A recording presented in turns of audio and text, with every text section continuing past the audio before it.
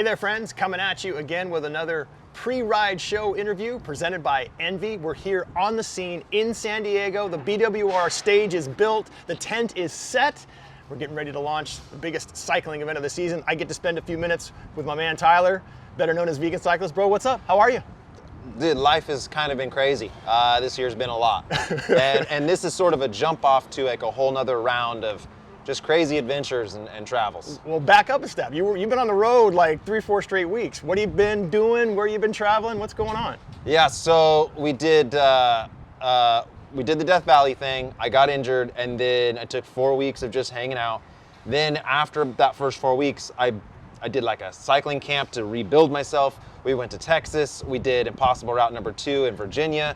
Then we went and drove 16 hours to Unbound, did Unbound, came back from Unbound for like a week or something, and then went and raced across the West. And so then we did 930 miles from Oceanside to Durango in 46 hours, 38 minutes, set a course record. It was insane.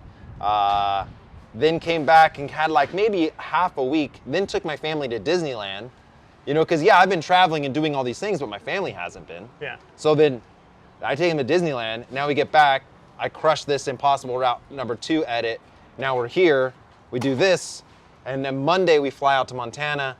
We do 5 days across the Grand Tetons.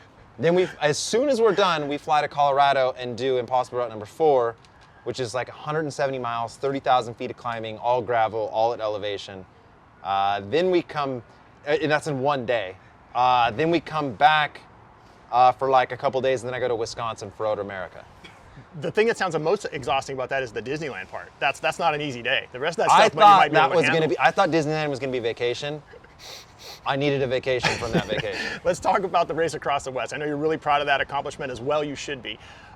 Metaphorically and literally, you can go through some very dark periods on a long distance endurance ride like that.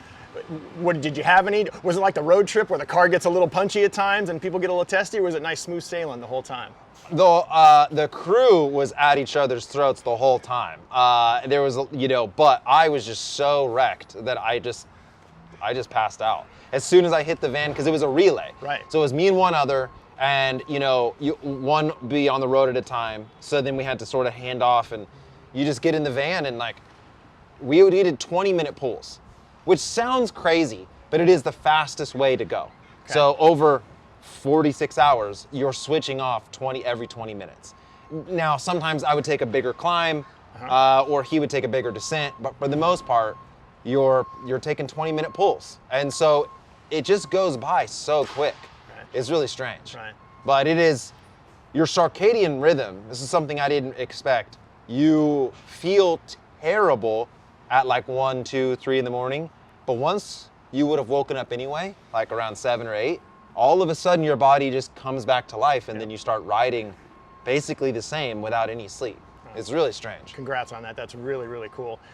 You mentioned the Impossible Route 2 in the edit that you just got done. Version 2 is in the can. We're doing a big premiere here on Saturday night, yeah? Yep. I'm sorry, Friday night. Friday night at 8:30. And so the video won't go up on YouTube until the 27th. Okay. Because so we can get past Tour de France and past this and have some like dedicated hype time around it. So this is like a real premiere. Like people are going to see this for the first time.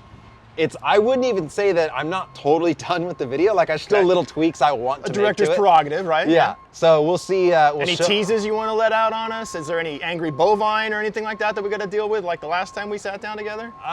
No, I mean, I think it's a solid video. It's a little bit shorter than the last one. Looks totally different. Death Valley was brown and dirt and dead. This is all green. Yeah. So yeah, it's really good. Okay. I'm so you've raced BWR before. You know it. You kind of got the feel for it. What's your expectations? What are you looking forward to come Sunday? So when I did it in 2019, I was on full road setup, right? Because there's so much road. But what seemed to happen is that the racing all took place on the single track in the dirt, right? That's where guys were going. And so even though I had the best setup for the road, everyone just sort of was noodling. And so now I have a little bit more aggressive tires, and so I think that I'll be able to be competitive, when it really counts. Awesome. Even though it will roll a little slower on the road, I think it's better to have slight knobbies on a road bike. That is the big question. Have you dialed in that tire selection yet? Do you know what it's going to be? Yeah, so it's IRC, the 30s, the like sand tires, like file tread. So it is a little slow on the road, but we did some pre-riding right now, and it was awesome. I mean, we were the first little dirt section. I felt like it was gripping a ton, a lot of control. You know, on the way over here, I took a little detour and was like going up something so steep. So I'm happy with it. Nice. Yeah. And we're rolling out with the ultra successful t-shirt ride this weekend also. What's going on with that? So yeah, Saturday we're putting on a t-shirt ride at 10 with Eliel. The idea about a t-shirt is that when you put on your kit, especially like a speed suit, you want to just blow everyone's doors off. And so it's hard to do a group ride when everyone's all kitted up.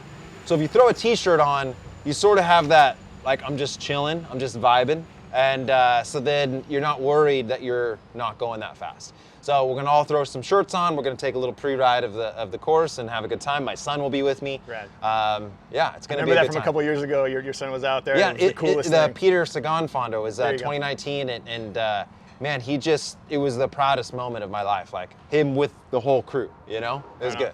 Well, we're glad you're here, bro. Good luck. Enjoy the travels. We can't wait to see the premiere of the movie and all the rest of the impossible routes you got going. It's gonna be a lot.